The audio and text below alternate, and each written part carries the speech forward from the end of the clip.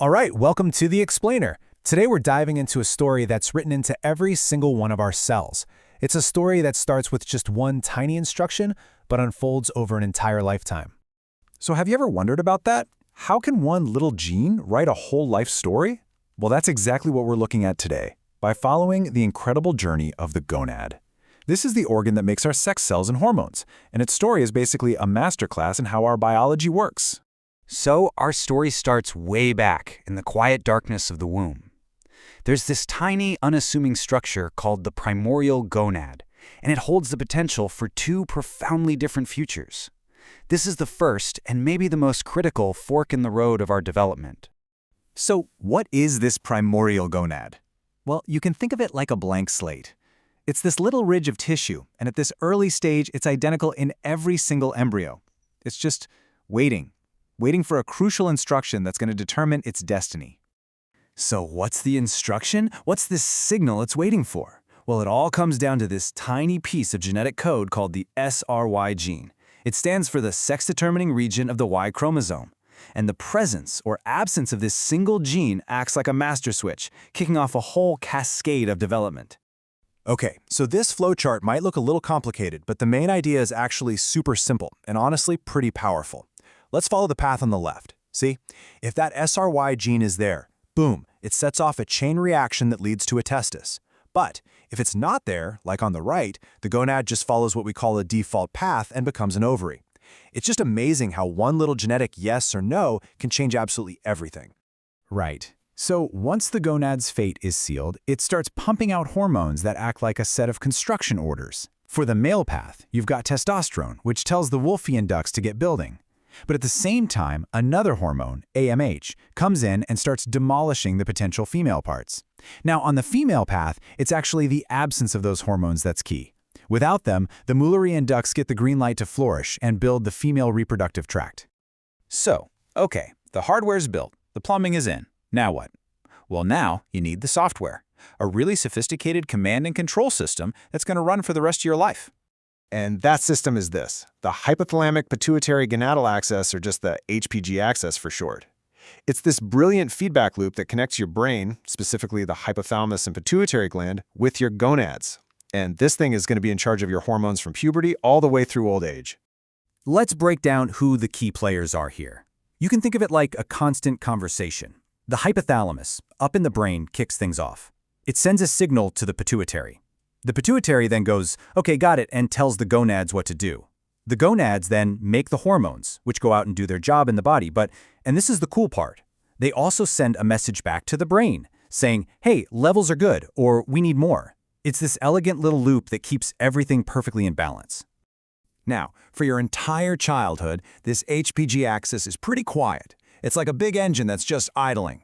But then, puberty hits, and that's the great awakening. The whole system goes live. And this graph just shows that moment perfectly. What happens is the brain kind of dials down its sensitivity to those hormones. That lets the HPG axis just crank itself up to 11. Hormone levels surge, and that's what kicks the gonad into its adult functions, like sperm production, which you see here in the blue line, just taking off. And this massive rush of hormones, that's the engine driving all those big physical changes we associate with puberty. You know, the transition from being a kid to an adult. We're talking everything from a voice getting deeper to the development of breasts and the start of menstruation. Okay, so this brings us to the gonad's main job during our adult years. And this is where the story really splits into two totally different strategies. First up, let's look at the male gonad, the testis. The best way to think about it is like a high-output, non-stop factory. And the key parts are these incredibly long, super tightly coiled tubes you see right here.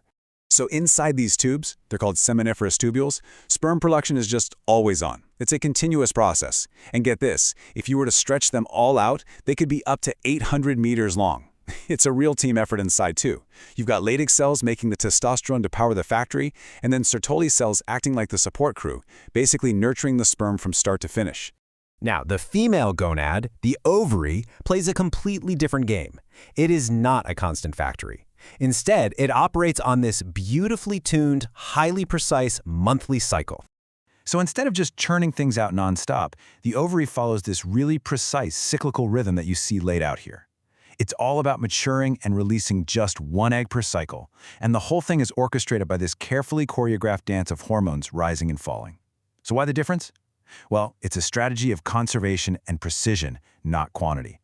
It's about making sure that every potential conception gets the absolute maximum resources, a totally different evolutionary game plan.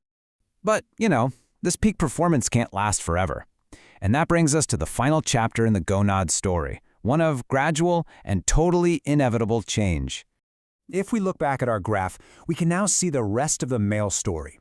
After peaking in young adulthood, testosterone production and fertility start this really slow, decades-long decline. This whole process is what's often called andropause. For the female gonad, though, the change is much more defined. Menopause is the moment when the ovary's supply of follicles is basically used up. This stops the menstrual cycles for good and causes a pretty sharp, significant drop in estrogen, which closes out its reproductive life. And this quote really nails the key difference in how the gonads age. For males, it's a very gradual slope. But for females, it's a much more definitive and absolute end to reproductive function. Just two different systems, on two very different timetables.